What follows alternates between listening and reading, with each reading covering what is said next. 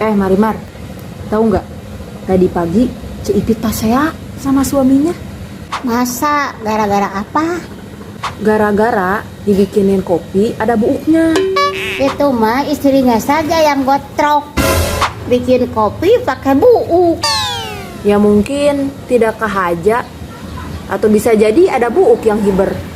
Kalau boga salaki geulehan begitu, kalau barang jieun harus talete. Kan pernah dulu salaki Ipit beli bakso sampai gak jadi. Gara-gara sebelum ngaladangan si tukang bakso tuh gagaro kelek dulu. Tapi cuci tangan dulu. Enggak. Ya mojeh lah. Kalau gitu aku juga pasti geuleuh. Marimar, pinjem baju dong. Aku mau ke undangan. Gak mau ah.